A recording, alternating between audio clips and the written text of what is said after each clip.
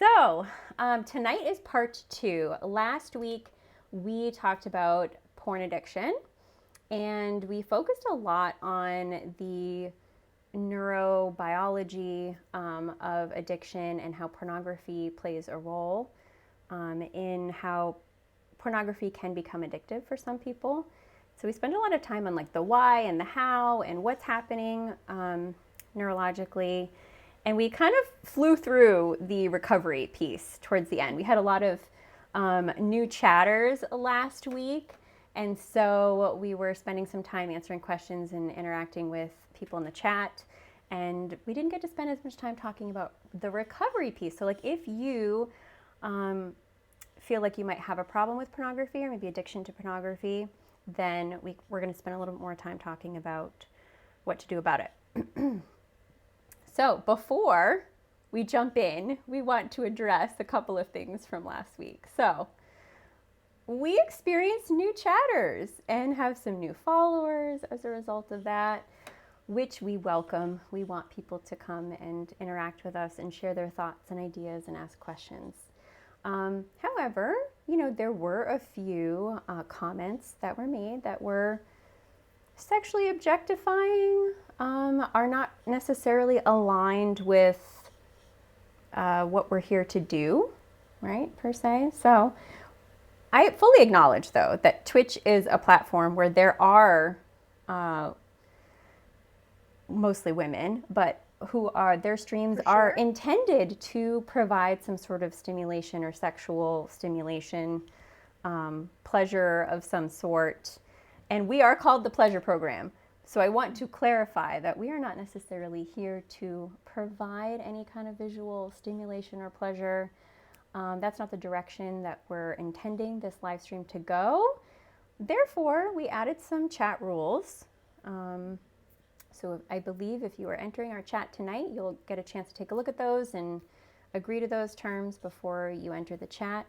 And we also have a couple of moderators with us to help filter out anything that maybe is not intended for our conversations here.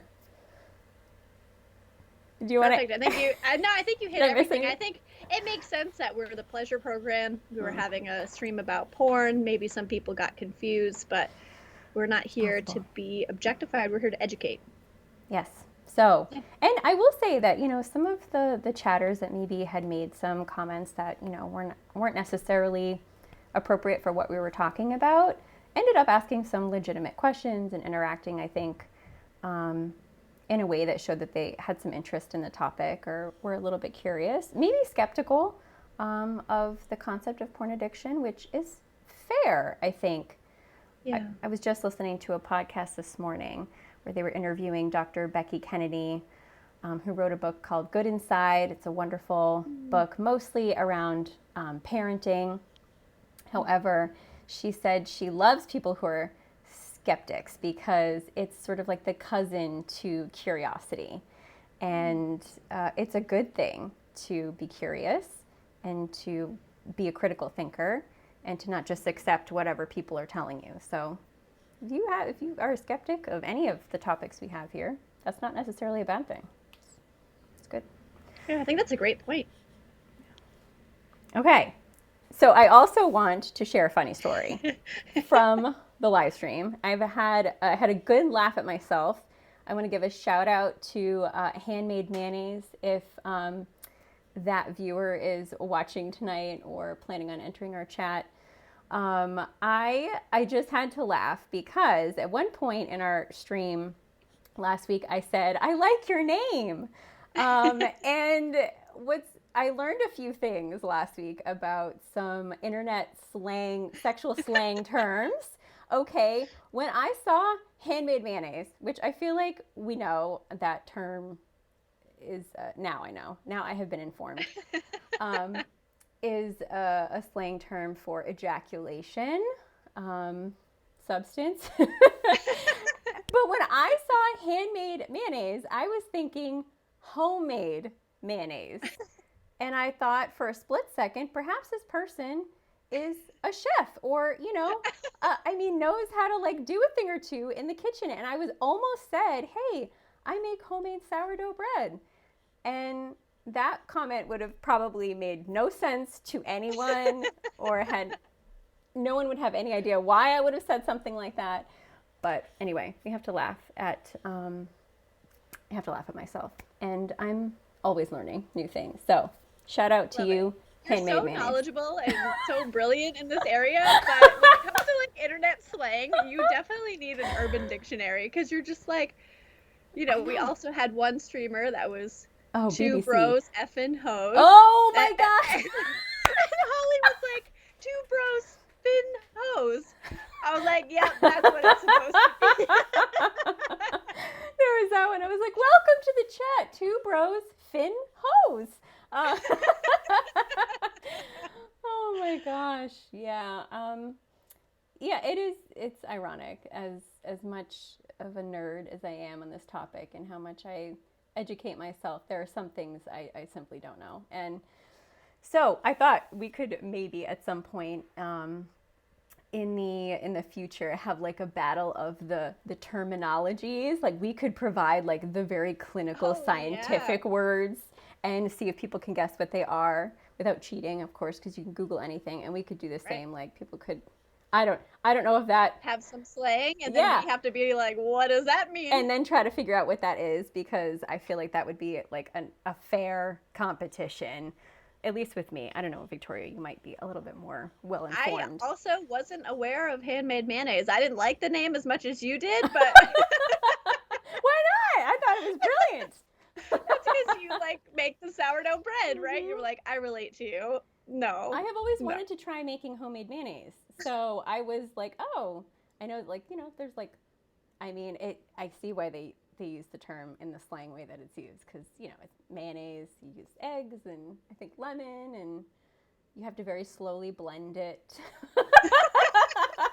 It doesn't last very long in the fridge. You got to eat it quickly, unlike store-bought mayonnaise.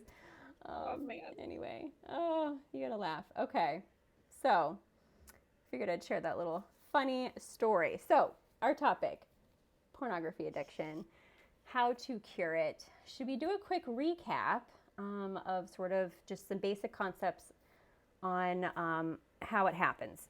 So the biggest thing to keep in mind with pornography addiction is the reason why it has been able to become something that can be addictive is really the huge volume of pornography, the quick access to it, and the constant novelty. That keeps dopamine surging in someone's brain. The searching, the wanting, the seeking of that sort of stimulation, that produces very large amounts of dopamine. Similar, when they've done research on the brain, similar to how our brain reacts to some substances that are addictive. So that's the part that can become addictive and can become a compulsive behavior for somebody. So go back, listen to our last live stream, which would be up on our YouTube channel at this point if you want to learn more details about that. But we can cover some warning signs just in case anybody's here tonight wondering, do I have a problem with pornography?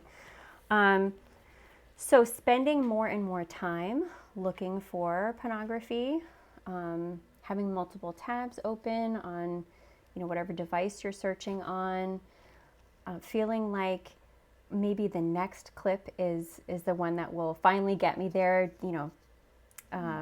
Pleasure is just around the corner. The right porn to get off to is right around the corner. That kind of feeling. People that struggle with porn addiction will talk about how they spend more and more time, and this can disrupt someone's life, right? It can take time away from other areas of life, work, relationships, other hobbies. And even though a lot of it's free, money as well, I've heard, right? There's different types of pornographic content where if you pay more, you might have maybe more interaction with the individual providing that porn, etc., and that they can get hooked on that and get into debt and all of that. Yes, we had a viewer share getting into quite a bit of debt last week. I've had clients that have also racked up a lot of like credit card debt from their porn use, and so it can, manifest as a problem in a variety of ways in your life. Also, the content, what you're viewing, a warning sign of pornography addiction is that you feel like you need to view more and more like shocking or taboo type content. And as we talked about last week, that those emotions of anxiety or shock also magnify dopamine levels. So it's no surprise that that's more and more of the content of pornography is getting more taboo, more aggressive, have a shock factor to it. Okay, what else here? You might start to experience difficulty with arousal or erections with a partner. So if you remember, Victoria, last week, the number one symptom that tends to grab the attention of somebody before they start to realize maybe I should do something about this is what? Erectile dysfunction. Erectile dysfunction, right? Which is like so devastating for somebody to be experiencing. If you have a partner and suddenly now you're having a hard time getting an erection or keeping an erection, just feeling like real sex with a person feels kind of lackluster. Those are also warning signs that you might have a pornography addiction. Okay, so how to cure, what to do if you are somebody who thinks that you might be struggling with a pornography addiction. So the first main the first step would be to eliminate all pornography. And that can be really difficult, especially when it is so accessible and right at your fingertips, and a lot of it is free. A lot of people are working from home, spending a lot of time on computers, and that is such a tempting environment to be in. Plus you're having cravings, right? There's not a lot of barriers between you and the means, right? If you have someone struggling with alcohol, maybe you can put barriers by you don't have alcohol in the house, or you know, you don't take a route that drives by a bar, etc. But it's really hard to put barriers between you and access to porn when you can get porn on any phone, any computer, etc. Right. When I uploaded our video to YouTube from last week, I included a very long list of porn and ad blockers that you can install on your computer. You know, there's always loopholes, but anytime you can slow down the process, create some bumps in the road to actually accessing pornography is going to give you some time to slow down and think about the decision, especially if you're really motivated to wanting to cut out pornography. The main reason why cutting out all pornography, at least for most people, recommend 90 days. It can vary. Some people need several months. And often guys that are in recovery from pornography addiction will avoid pornography use completely and just not return to it at all if they can. Like, that's their goal. But 90 days is a good amount of time to try to give your brain a rest from all that dopamine surging when you're viewing pornography, so that you can repair the sensitivity to in your brain, and you can start to feel that joy and that pleasure in other areas of life that you had been lacking when you were heavily using pornography. So that's the biggest step, but that can be a really challenging one in and of itself. Yeah, and I have heard of people having to get rid of a smartphone and go to like a flip phone of sorts to not have that ease of access. So there's those options too. I can help. Yeah. And I don't know if you put this in your resources, and I'm curious what you think of it or if you have any thoughts of it. But I have heard of some people before. There is an app. I don't remember what it's called, maybe like Bird's Eye or something like that. I can get that and put that in the YouTube note. But you have it on your phone, and then somebody else has it on their phone, like a partner or a friend. Okay. And you'll put in words that, if they're searched, it alerts the other person. So if you put in like pornography or sex or anything like that, that would alert the other person with the app that that person is searching or viewing content that has that. Or handmade mayonnaise. I mean, two bros up and ho. If you're searching for those terms, they would get an alert. Yeah. Which is interesting. Yeah. I think if it's your partner, I think that can put a lot of maybe stress, that you're like accountability person, stress on the both of you versus maybe a friend might be more helpful. So that brings me to the next step in recovery. This is a really good, you raise a good point, Victoria, that having an accountability partner is really important, which means, and this can sound really scary for somebody, especially if we're talking about any kind of form of like a sexual addiction or a sexual dysfunction, there's so much shame in that. We don't even know how to talk about normal sex on a regular basis, let alone something that feels like a problem or a dysfunction for you, or if you're struggling with erectile dysfunction like that, it feels really scary to think about talking about that. However, that is, I think, the second most powerful intervention that you can do for yourself. Getting a therapist who specializes in pornography addiction is one avenue, but often I think what's even more powerful, because what will happen is I will have individuals who will seek out treatment with me for pornography addiction, but I'm always encouraging them to seek a group. And that can be on the internet. It can be in the form of apps. There are a few apps out there. Brain Buddy is one.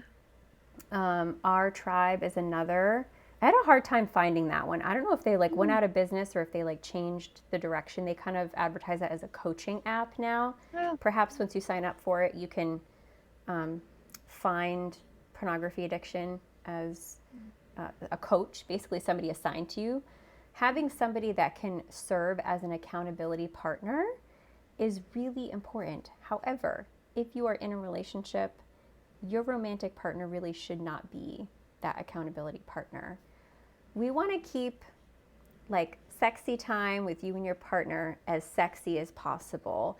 If your partner feels like they're becoming like your mom, tracking what you're doing and asking if you've had any urges today, and it really can interrupt what we're trying to promote, which is a healthy sexual relationship with your partner. And it's good to be honest and open with your partner. I'm not saying that you can't share, but I think it's good to be mindful about what you're sharing and how much you're sharing and what kind of responsibility you might be putting on your partner.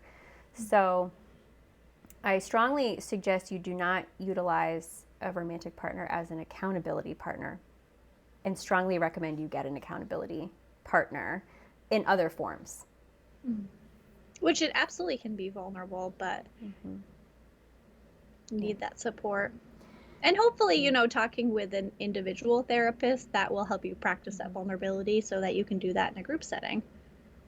And I think what's great is that there's a lot of forums now, and Reddit. There's a NoFap forum on. Yep. I don't know if forum's the right word. Again, terminology with subreddit. I think subreddit. It's called NoFap.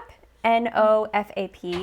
FAP. I did my research. FAP is a slang term for masturbation, male masturbation in particular, and apparently it's because of the sound somebody would make. Fapping. Interesting. I didn't know that. Oh, see, I knew something. I knew what it meant, but I didn't know it was from the sound. From the sound, yeah.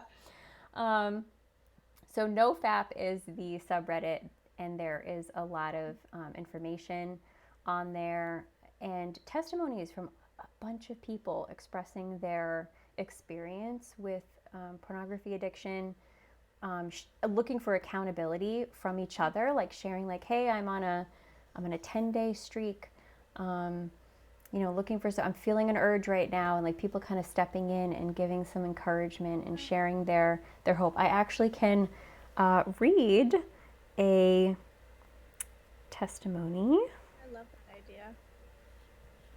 So this was on the NoFap subreddit. Sex actually feels good now. As someone who has been jerking it since I was a little kid and I wasn't a traditional jerker, I used the prone method for years, and I'm 25 now. The prone method, I did have to look this up, is when somebody is masturbating laying face down on their chest and they are using some sort of thrusting motion onto like a bed or a surface or their hand. And that's, for some people, that can become like their only way of masturbating and receiving, I guess, satisfaction. I never found sex to be enjoyable. I thought it felt all right, but nothing crazy. Long story short, I started the NoFap journey 4 months ago. Before that, I couldn't even finish during sex. Never even came close. During my NoFap journey, I relapsed 2 times. No big deal. Met a girl 2 weeks ago, kicked it off. Had some pretty bad performance anxiety our first time and was way too into my head. We met up again this weekend, and I kid you not, I finished in 6 minutes. Traditionally, I could go for hours and never even came, but this time it actually felt good. My sensation is coming back and I'm not as nervous anymore, and it leads to an amazing time. If I can make it past the hurdle after 17 plus years of prone masturbation, then I think anyone can recover with patience and a strong mindset. Cheers. Wow. Yeah. So it's sort of like a success story and probably an ongoing one. There. I love that. I love that there's a community there. I think shame grows in isolation. So the more vulnerable you can be, the more you can reduce that shame. Yeah. So there's hope, and you can read a lot of stories from other guys sharing similar experiences. And as soon as you get out there and you start interacting with other people who share in a similar experience with pornography, that really helps reduce shame, right? Shame, I think, is when we feel like we're alone, like no one else gets it, or there's parts of ourselves that we feel we can't show anyone. And as soon as you're able to kind of like have the courage to break through that and realize I'm not the only one, other people struggle with this too, and there is hope, that is incredibly powerful. That's something that even an individual therapist can't necessarily give you, right? Absolutely. Yeah. So something that I wanted to mention that is a little bit interesting about the phenomenon of pornography addiction that has emerged since high-speed internet is the difference in the recovery process that research is showing with younger men, like young adult men or even adolescents, and older men. And what the research is indicating is that it might take a little bit longer for a younger male to be in recovery before they can have a stronger and better erection again, if erectile dysfunction is one of the symptoms for them, and to have their sensitivity returned to them. Wow. And they think the theory, compared to an older man, so let's say a man who's maybe like 40, 50s and older, who is in recovery, they often describe kind of bouncing back a little bit more quickly.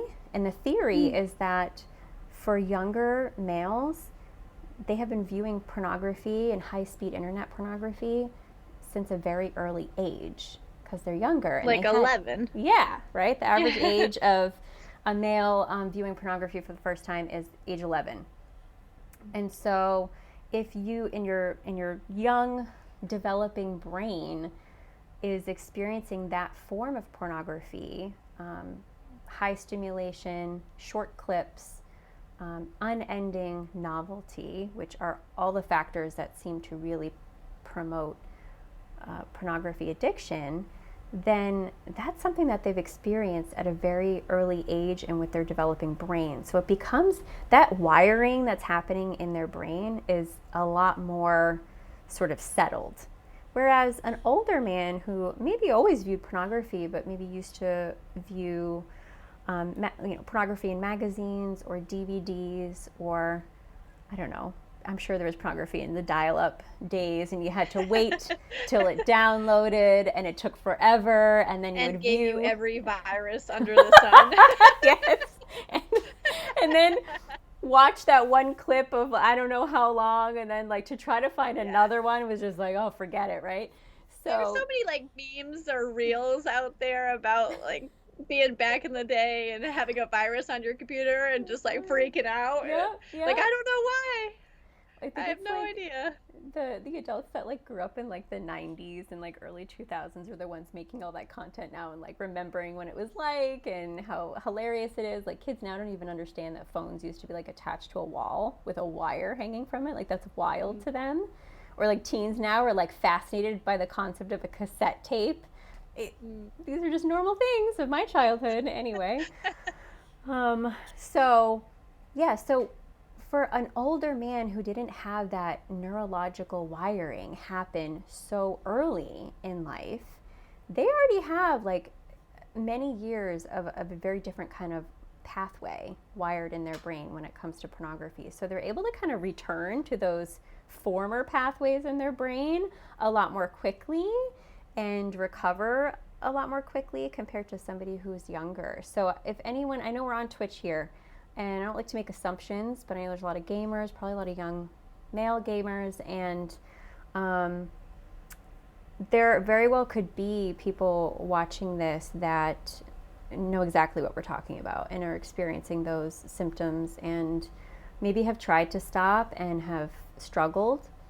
And I just want to say there is hope that you can rewire your brain. It just might take you a little bit longer, and you might need to just get that much more support to get there. And so it could take, instead of a few months, it could take 6 months or a year of consistently, working towards having no pornography and instead putting your time and energy into partner sex, real life sex. And yeah, so, okay, what else do we have here on the steps to recovery? Make sure I don't forget anything. I think filling up your time too with healthy activities that are like in alignment with your values can be very helpful too. If you are totally bored with nothing to do, it's going to make it a lot harder to stay in recovery as well. Well, when we think about, I just dropped my pencil. Not that I was writing anything, but some other like hacks. It almost feels like a brain hack that I have read about that can help people that are feeling triggered is to almost like throw yourself off and create new stimulation. And so what that can mean, this might seem strange, okay? But let's say you normally view pornography in your home office, at your desk, on your computer. You want to switch that up in a very physical way. So it could be that you rearrange the furniture in your office and now your desk is in another corner of the room, or you get a whole different desk, or maybe you get a different chair. It could be that you start working, let's say you have a home office because you work from home, like you work on the couch in your living room for a while. Like you are just sort of disorienting what feels very normal and familiar, because very normal, familiar stimuli in your environment can trigger urges, right? Just walking into your office and seeing your computer set up in the way that you always have it, when you have spent, a significant amount of time sitting there and viewing pornography and masturbating, your brain is automatically going to light up at that scene because it knows, ooh, this is where we sit and we search and we look, and it's telling you, do it, go for it, right? Right. There's that Pavlov's dogs again, like things being associated, you being conditioned to something. Right. So you want to change things up to try to create some barriers to anything that could serve as a trigger for you. So you've got a porn blocker on there, you have an accountability partner now in a group. Somebody else has the password to your porn blocker on your computer. You could give that to an accountability partner so you can't go in and undo it. You're going to rearrange the furniture in your room, or maybe just start working from a different location. Maybe you go to a coffee shop and you work from there if you can. Whatever, get creative, but try to change things up and start to pay attention to, if you have an urge to view pornography, what might be going on for you at that point. What did you just do before that? Is there anything that happened in your surroundings, your environment? Is there an emotion that you're feeling that normally you might kind of mask through masturbation and pornography? These can all be clues as to what are unique triggers for you as an individual, and then you can use that to better equip yourself to have interventions. Yeah, I think that's a great point. Sometimes we do have like emotions associated with certain behaviors, and they might be more like risky emotions, right? Where you tend to act in a way that is not good for you in some sort of way. So it's important to identify that and then start to unpack that a bit. Yeah. Okay. Okay, what else here? Recovery is not linear. Just keeping in mind that people say relapse is a part of recovery, so you might have some really good days, some setbacks, some days where you're having really strong cravings, other days where you feel really good. It does start to balance out in time, so if you're experiencing withdrawals, that's the time to really get support and find the hope that you'll get through it. And I love what you were saying last stream about having like a ticker where you kind of get a day of recovery, a day of recovery. Yes, thank you, a day counter. And then not to get it back to zero if, you have a slip up, but just you don't get a day counted for that day.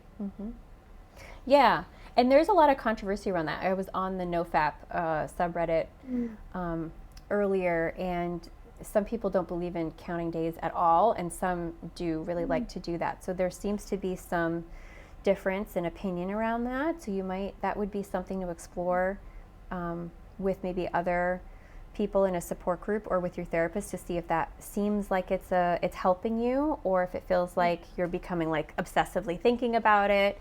That might depend on the individual. I wrote down cold showers. So they've interviewed people that have recovered from pornography addiction and asked them, like, what are some of your suggestions that helped you? And a lot of people talked about cold shower or like cold water therapy. It kind of makes sense from a neurological perspective. Absolutely, that when you have cold water hitting your body, it's kind of a jolt to your nervous system and can kind of like jolt you out of whatever stuck emotional state you might be experiencing. It's why some people who engage in self-harm, why they do that, because in a way it works. Not that I would promote anyone to self-harm, and such as an example like cutting, but it's a jolt to their body that kind of resets them emotionally. And so for people that do struggle with self-harm behaviors, something like ice, that is a harm reduction, but it does kind of give a similar effect of like a bit of a shock, right? So it kind of makes sense that using really cold water could maybe help you if you're feeling really stuck with some urges that you're experiencing. And a lot of guys talked about using cold showers regularly, or actually just applying really cold water to your genitals is another intervention that some guys have talked about. Interesting. I've never heard of cold water to the genitals, but I have heard that cold showers release dopamine for an extended period of time. So that makes sense that would be a replacement. Yeah, I think that's really interesting that you mentioned that, because I never put two and two together. But when you say that makes perfect sense, that maybe that's helpful in a dopamine aspect. That's so interesting. A cold shower sounds absolutely horrible to me. It is horrible. And would not... It's hard to imagine that being like dopamine. Maybe it's because it's the feeling after. It's I was going to say this. Well, when you think about the seeking, searching, wanting of something, I'd be like dying to get out of that shower. Maybe it's the searching, wanting the heat from after getting out of the shower. Yeah. So maybe that's so interesting. There's so much like that. I mean, I'm not a scientist, so there's so much to learn about how different sensory experiences influence our brain.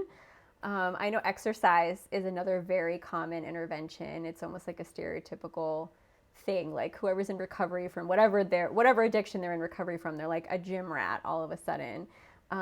It does increase a more sustainable dopamine level in your brain. So there's a reason why people turn to exercise when they're in recovery. It just neurologically makes sense. Yeah. Yeah. And I think that just also, it feels good. You get connected to people.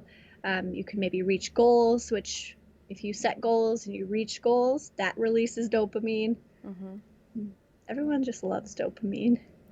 I mean, it makes sense. We're designed to enjoy it. Yeah. It's meant to feel pleasurable. Um, so finding healthy alternatives that actually don't disrupt your life is like a great thing. Yeah. Right? Yeah. There's a little bit of controversy around whether or not to masturbate during your reset or your reboot, as some people call it, when you are completely not viewing any pornography and you are trying to at least aim for that 90-day period. And that is another aspect that is an individual decision. If you are masturbating and you are fantasizing with thoughts and images that are pornography images from the viewing you've had, that's probably not working to your advantage in your recovery. So if you're able to masturbate without any fantasy or porn related imagery, or if the fantasy you're having is just related to real partner sex with your partner, then it might be fine. So you might have to try it and see what happens. So some guys don't masturbate at all, and some are able to still masturbate, just not with pornography, and they're able to kind of alter what they're thinking about and imagining. That makes sense. And partner sex, I think, is always on the table, it sounds like, in recovery for most people, that's still a healthy outlet. There still might be some struggles there if you need more time to reset your brain and regain that sensitivity. But it's something that you could explore and would be a healthy outlet. Absolutely. And I'm sure the same is true in terms of like being mindful about being in the moment with your partner rather than, letting your thoughts wander to pornography images. Yeah. I just want to point out our chat has been eerily quiet tonight, and I don't know if that's because we have new the moderators rules have just been Xing everybody. They're like, hello, and our moderators are like, get the hell out Are of the here. moderators just cutting everybody out? I mean, we don't have a whole lot of viewers, but I just want to point out, I'm curious. I don't know if the moderators can actually jump in the chat and give us an idea of, like, if they're there. For some reason, everyone was interested in porn recovery last week, and nobody cares tonight. this week. Nobody cares. No, that's okay though. It's not going to be every week. But all right, what else do we have here? Meditation. I did read that it strengthens your prefrontal cortex when you meditate, which I had never heard before. I was not aware of this. So your prefrontal cortex is the rational, decision-making, reasoning part of your brain, judgment, which is like right here, kind of behind your forehead. And I did not know that there was a connection between practicing meditation and strengthening that. So it's going to help somebody in thinking through their decisions and not acting impulsively. So That's really interesting. It is. I don't know why. And you can start really small. I feel like when people hear meditation or they hear mindfulness practice, they immediately like, I can't do that. That's too hard. Even if you set a timer for 30 seconds the first day, that's great. That's better than nothing. Don't have this like all or nothing perspective. And then slowly increase the timer, 45 seconds, a minute, right? And then you just keep bringing your attention back to whatever you need to be meditating on or being mindful about. And then that skill strengthens over time. There's so many benefits, health benefits, just emotional benefits to practicing some sort of mindfulness or meditation, exercise. And, I mean, there's like a ton of research out there too. And you can, like you said, start small. There's some good apps out there. The Calm app is one. Headspace is another. Tons of guided meditations on YouTube. that you can get for free. So if you could just do 5-minute meditation and do something really quick. When I've practiced meditation, I prefer a guided one. I need somebody's voice to kind of walk me through what to be thinking about and visualizing and focusing on. I have done meditations with just silence, and those are good too. You know, you could try both and see which you prefer. I love that. Yeah. Okay. Yeah. Not one size fits all, so. Right. All right, Victoria. All right. I'm wondering I think we can wrap it up. You sound like you're done, Holly. Get out of here. I mean, let me check my notes for a second. You're like, this is a yawn. We covered so much of this content last week, and we were just like really just trying to highlight the recovery aspect, right? And yes. I mean, you spent a solid 45 minutes talking about recovery, you know, I think. I know, it's a lot. I'm just trying to make sure there wasn't anything in particular. Oh, signs of recovery. Here we are talking about all the warning signs. How to know if you're on the right track, that, you know, recovery is working for you. So signs of recovery would be strong, healthy erections, experiencing morning wood, your libido or sex drive feeling like it's sort of balancing out, the ease of orgasm during sex, a diminishing of porn-induced fetishes, and potential mates looking and appearing more attractive to you. Those are all signs of recovery working. Which makes sense, because those sound very similar to like the opposites of warning signs that you have a problem. Right. Yeah. It's sort of like kind of self-explanatory. Yeah. Let's see. There was another testimony I can read in case people would like to hear some more success stories.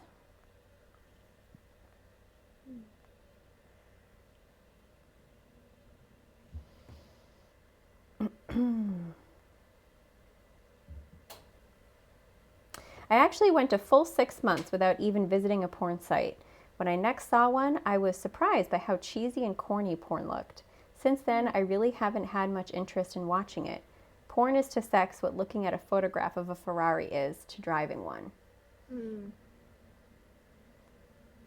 Which the other quote I had heard was, porn is to sex what video games are to checkers. Meaning like the whole like fast action, you know, tons of stimuli, dopamine rush that you get from high-speed internet porn is kind of like the type of stimulation you get from playing video games. You know, there's a lot of action and stimulation, and things can happen very quickly. I guess unless you're playing like Harvest Moon. I played Harvest Moon in high school. I don't know if anyone plays that anymore, but that's like a farming game. It's pretty chill. Like Farmville? I never played Farmville, so I don't know. Too cool for Farmville. Yeah, I'm too cool for a lot. But, yeah, so noticing the change. There was another person, I guess we can end on this note in case anybody tunes into this live stream like after the fact tonight, because this person brought up Twitch.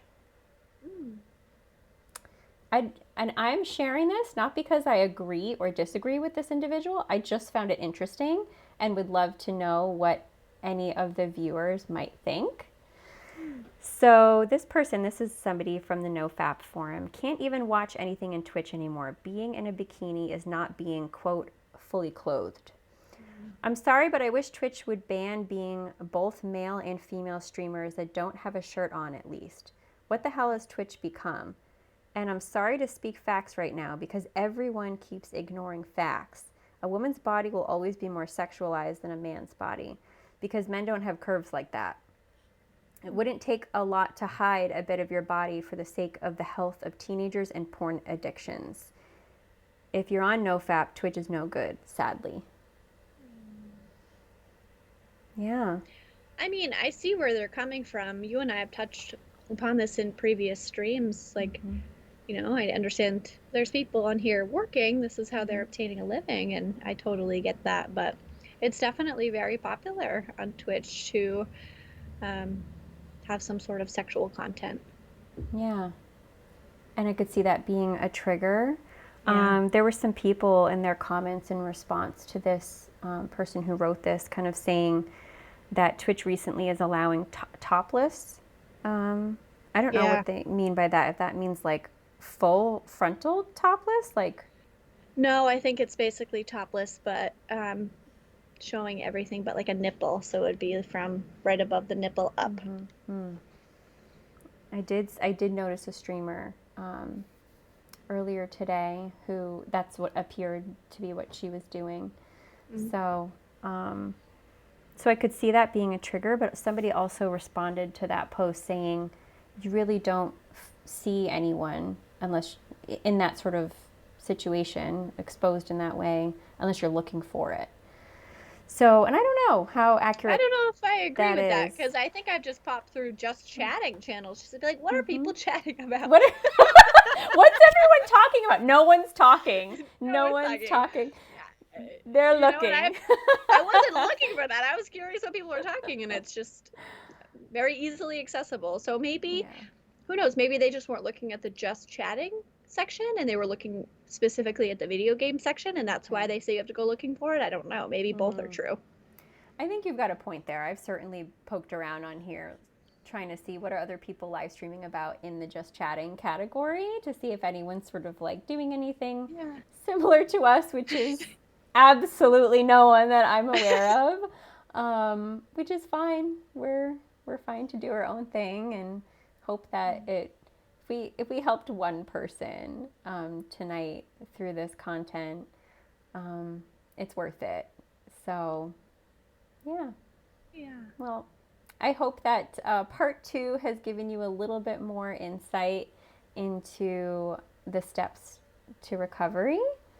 And again, if you go, I will post it in the description box of this video when I upload it, but it's also on our last video, which was, what did we even call our last one? It was Here's How to Cure Porn Addiction, but it was like, is internet porn breaking your brain?